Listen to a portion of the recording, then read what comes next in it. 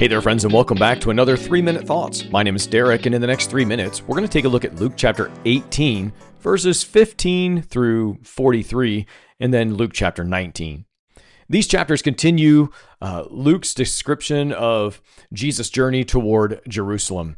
He's going to emphasize the posture of the heart of the follower of Jesus, the cost of following Jesus, and the nearness of God's kingdom, how God's kingdom is at hand. Let's start off with children. Luke 18, 15 to 17, people bring infants to Jesus for blessing, and the disciples try to stop. But Jesus responds, "Let them come to me." See, children exemplify the humility and dependence required in God's kingdom.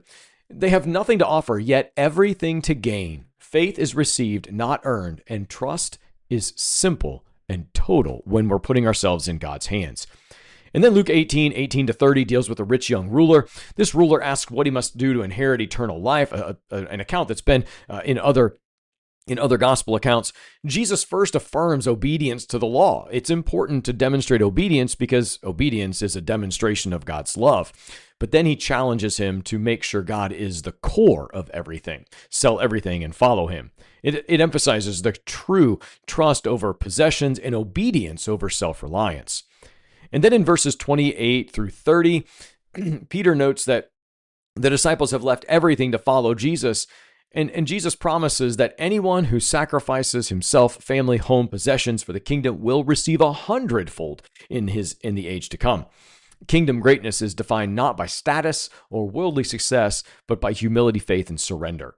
And then as we turn toward the end of chapter 18, Jesus approaches Jericho. A blind man cries out for him to have mercy. Faith is persistent.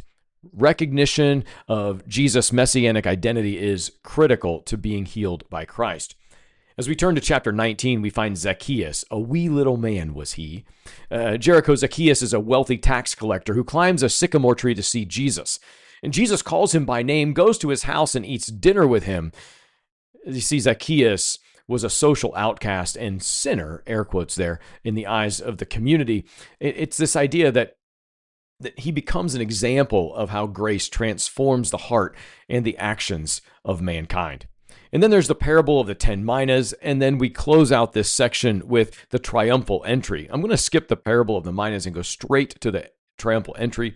As Jesus approaches Jerusalem on a colt, the crowds celebrate, but the Pharisees complain. Jesus enters the temple, drives out merchants. He confronts corruption and declares the holiness of God's temple and kingdom. The crowd marvels at his teaching. This is a demonstration of God's power in this world and the next. Be well, friends.